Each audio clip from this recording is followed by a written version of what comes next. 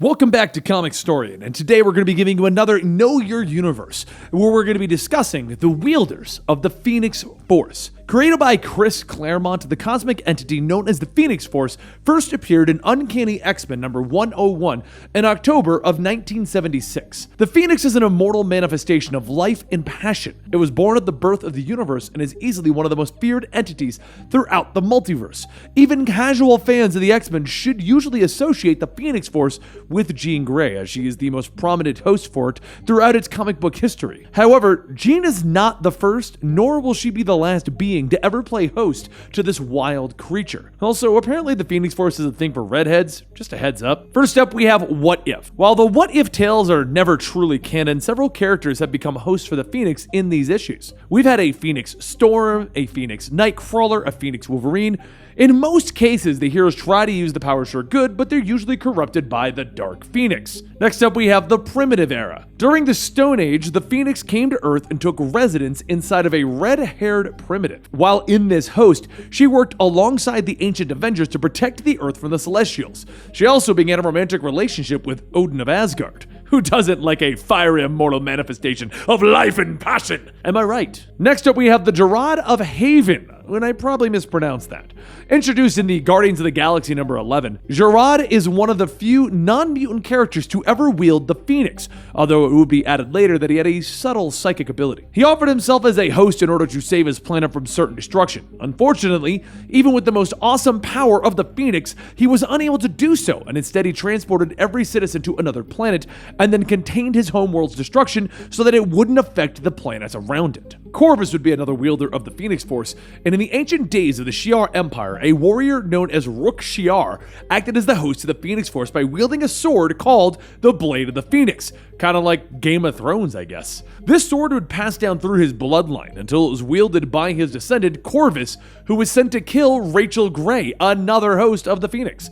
Instead of killing her, however, they began a romantic relationship, which is the same thing, but it's more like a slow death. Then we had the Iron Fist. The immortal Iron Fist, Fong Ji, was introduced in New Avengers number 25 during the Avengers vs. X-Men crossover. Long ago, a redheaded girl was destined to become the Iron Fist to protect the world from the Phoenix. Instead, they joined with the Phoenix, and all history of this mysterious Iron Fist has been kept secret. Rachel Grey is an alternate reality daughter of Scott and Jean Grey, who first appeared during the Days of the Future Past storyline. Rachel was born with most of the same abilities as her mother, and while she never truly played host to the Phoenix, she was born with a connection to it. She would use this to enhance her own abilities, and her connection would be severed by Jean Grey when she began collecting all of the shards of the Phoenix Force throughout the galaxy. Madeleine Prior is another one who hosted the Phoenix Force, and she's a clone of Jean Grey. Madeleine was created by Mr. Sinister. She was brought to life after the Phoenix chose her as a host after the real Jean's death. Madeleine Prior would never reach the levels of power that the real Jean did, though, and eventually she would die. During the Avengers vs. X-Men arc, Mr. Sinister would then use 5 Madeleine Prior clones to try and contain the full power of the Phoenix, and, well, it didn't work. Quentin Blake is another fan favorite, and he first appeared during Grant Morrison's New X-Men run and has been a student of the X-School ever since. Honestly, he's kind of a bit of a dick. The current version of Quentin hasn't actually been a host for the Phoenix, but his future self will. During the Battle of the Atom arc in the X-Men, a team featuring a Phoenix version of Quentin came from the future to force the out-of-time original X-Men to return to their home. Honestly, this Quentin is a bit more stable and less dickish than the one we get to see usually, which is kind of odd since most people are driven evil by the Dark Phoenix. Now, before a bunch of you go into the chat and go, hey, there's this weird issue where he became the Phoenix and it actually came and selected him, no one really knows what's in true continuity with Quentin Blake at this point. Currently, he claims that he's hosted the Phoenix Force, but he doesn't seem to have the powers and he's on the West Coast Avengers. Does anyone know what's going on with Quentin Blake? We've got the Stepford Cuckoos next. Also introduced in Grant Morrison's New X-Men, the Cuckoos are honestly a little too creepy for me. In actuality, they were clones of Emma Frost and they were very powerful telepaths. There was also more than 3 of them originally, but the Phoenix Force came to Earth during the Phoenix Warsong arc and took control of the 3 Cuckoos and wiped out thousands of cloned Emmas, leaving only the three, the creepy 3. Hope Summers is one of my favorites, so let's explain her a little bit.